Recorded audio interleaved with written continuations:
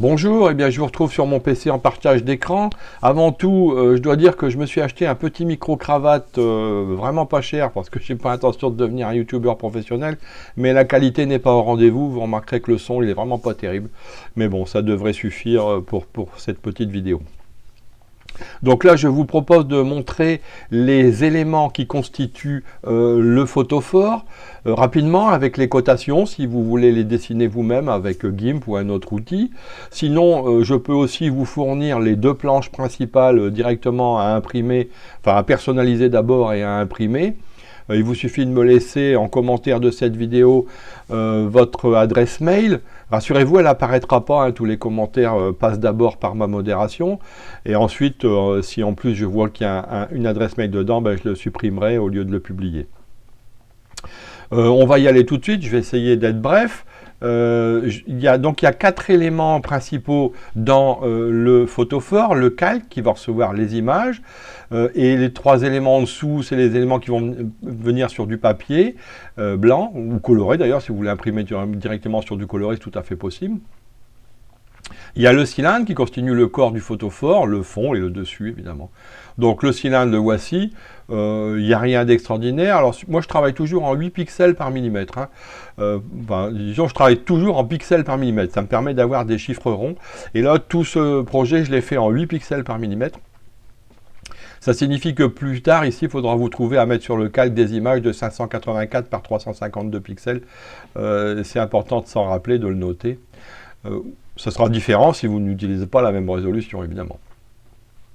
Donc les deux fenêtres sont ici découpées. Là, c'est le cylindre, hein, donc sur du papier, qui sera imprimé sur du papier un peu fort, du 210 grammes par mètre carré, à peu près. Voilà, une languette pour le collage à la fin, il n'y a pas grand chose à dire. Hein. Si vous faites un arrêt sur image, vous pourrez relever tranquillement les cotations. Et si vous avez des doutes, vous me posez des questions en commentaire, j'y répondrai volontiers. Élément suivant, le fond. C'est pareil, alors moi le fond va être plein parce que forcément il va recevoir la bougie. Il y a les différents diamètres, l'extérieur des languettes ici, un petit cercle de couleur ici pour mettre un peu de couleur sur la languette. J'ai fait ça aussi sur le cylindre, c'est pour être sûr, ceux qui ont l'habitude du papercraft, de s'assurer qu'il n'y aura pas de partie blanche visible quand on va faire les collages et tout. Donc je fais déborder un peu la couleur ici sur les languettes. Et ici, moi je ne vais pas colorer le fond ici parce que je vais le poser sur un meuble. Donc il y a un petit anneau ici pour ne colorer qu'une petite partie. Mais si vous voulez colorer l'intégralité, on verra tout à l'heure que ce n'est pas un problème. Voilà pour le fond. Ensuite, le dessus, forcément, une espèce de couvercle qui va être collé. C'est comme le fond, hein, à peu de choses près, sauf qu'il y a un trou sur le dessus, c'est à 41 mm, une découpe pour passer la bougie, évidemment, et que cette partie-là, moi, je vais la décorer, parce que mon photophore va être posé sur une table, donc on va voir cette partie. Si jamais vous le suspendez en hauteur, c'est pas indispensable de décorer cette partie, il vaut mieux décorer le fond. Ah bon, ça c'est chacun, ou tout décorer, comme ça vous faites ce que vous voulez. Voilà, on a vu les 3 éléments qui vont être imprimés sur du papier. Ensuite, eh bien, le calque. Alors le calque, quelque part, c'est exactement la même chose que le cylindre. Bon, il y a que ça va être imprimé sur du papier calque d'écolier normal. Et il n'y a pas de languette de collage, parce que ça va venir se coller à l'arrière du cylindre. Faut pas découper, là. Ça, ce que j'ai dématérialisé, c'est l'emplacement où on va mettre les 2 images. Voilà, rien à dire à plus. Je vous laisse un instant pour noter, mettre en pause. Voilà. Et bien, ensuite, moi, pour faire la personnalisation et l'impression, j'ai prévu 2 planches directement en A5. Une planche avec les éléments blancs, ici. Voilà. Je vais enlever les guides. À ce sujet, si vous me demandez les images, précisez si je peux vous les donner en XCF de GIMP. C'est pratique, vous aurez les guides, etc. Moi, j'ai préparé ici une image en format A5, c'est-à-dire ici 210 mm en largeur sur 148 en hauteur, pour imprimer directement mes 3 éléments papier sur une demi-feuille A4, une feuille A5 en format paysage, ou sinon si votre imprimante ne sait pas faire, vous pouvez imprimer directement sur une feuille A4 en mode portrait. Vous pourrez même après la retourner et imprimer un deuxième photophore sur la même feuille A4. Moi j'utilise du papier blanc 210 grammes par mètre carré, Comme j'ai dit tout à l'heure, vous pouvez utiliser du coloré si vous voulez. Le poids, descendez pas trop en dessous, parce qu'il faut quand même que l'ensemble ait une certaine rigidité.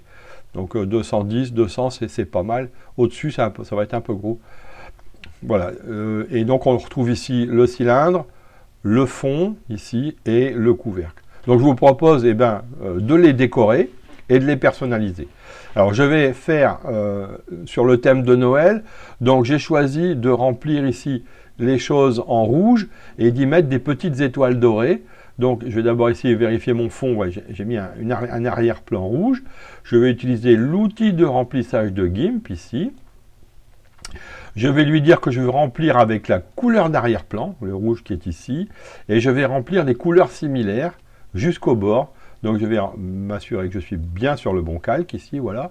Et je vais remplir ici cette zone, voilà. Et je vais remplir un peu cette petite bande ici, donc comme j'ai dit, pour être sûr qu'on n'apparaîtra pas de blanc quand je vais coller ma languette, au cas où elle ne serait pas bien ajustée.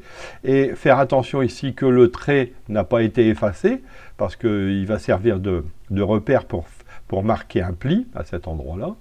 C'est bon ici. Je vais faire la même chose ici sur le fond. Donc moi j'ai dit le fond, je vais le poser. Donc je vais juste colorer ici un petit anneau, deux petits anneaux ici. Une partie sur la languette, une partie toujours juste pour qu'on ne voit pas de blanc. Si vous avez l'intention de suspendre en hauteur, vous pouvez décorer le fond et le remplir aussi. C'est ce que je viens de faire. Ensuite ici, sur le dessus, donc là je vais également colorer cette partie visible. C'est tout bon. Avec une petite partie ici sur les languettes, c'est bien. Eh bien, qu'est-ce qu'il me reste à faire? Ah ouais, j'ai dit que je voulais mettre des petites étoiles. Donc j'ai trouvé sur le net ici un petit, voilà, des étoiles dorées. Comme ceci. Je vais en sélectionner quelques-unes. Là, je l'avais déjà fait avec ici l'outil de sélection rectangulaire. Ce qu'il faut, c'est faire une petite sélection d'étoiles sans en avoir découpé, parce qu'on va utiliser ça comme pattern. Pour remplir.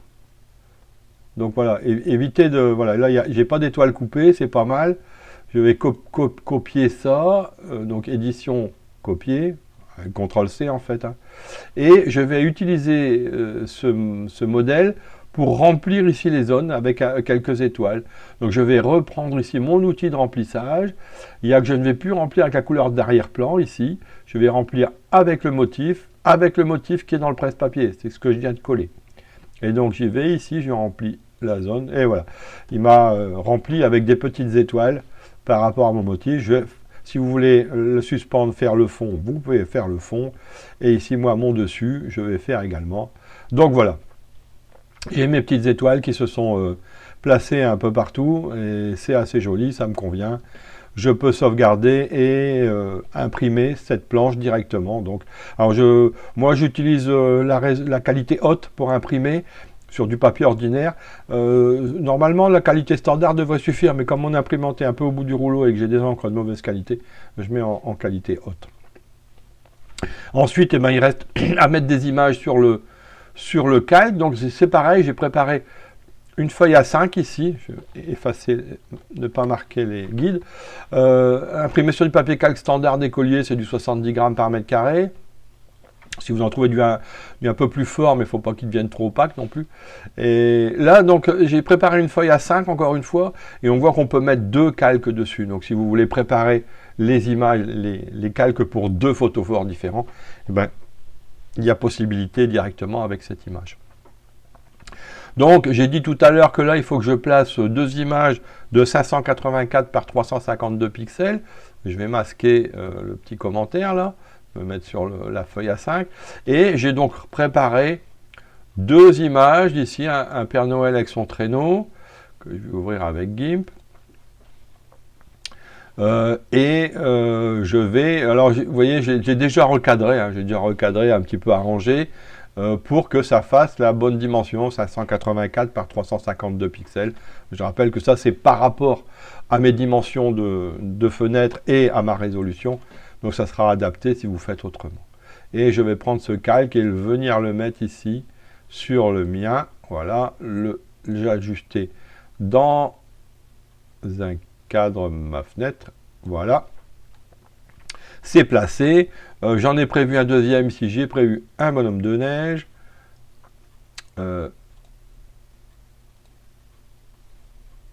il est ici, 584 par 352 pixels, je l'avais préparé avant. Alors, je vais également ici venir le mettre, voilà. Alors là, je peux dupliquer ces calques, hein, pour préparer, si je veux en faire deux identiques, par exemple, je vais dupliquer les calques, ici, pour faire, voilà, pour préparer deux photophores identiques. Je ferai cadeau du deuxième à quelqu'un. Et là, je n'ai plus qu'à imprimer. Alors attention quand même les images, assurez-vous qu'elles soient bien contrastées, que les couleurs soient assez foncées, parce que sinon par transparence, on ne verra plus rien avec la lumière qui est derrière. Donc il faut quand même faire attention, là je n'ai pas bien placé. Voilà. Ici non plus, l'autre elle n'est pas tout à fait bien placée.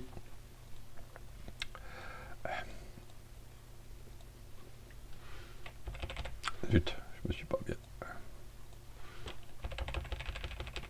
On va finir avec les touches du clavier, hein, si vous voulez plus de précision. Voilà, donc là j'ai passé, j'ai plus qu'à imprimer. Alors par contre sur du calque, le calque c'est un peu plus délicat à imprimer que du papier blanc. Il faut faire attention. N'hésitez pas là par mettre, contrairement à ce que j'ai lu sur internet, moi je mets en qualité haute, c'est comme ça que j'ai eu les meilleurs résultats sur du papier ordinaire, en fait, alors quand c'est du calque, parce que j'ai pas le choix papier calque dans mon imprimante. Et il faut faire attention par contre que c'est un petit peu plus long à sécher, donc attention avant de manipuler.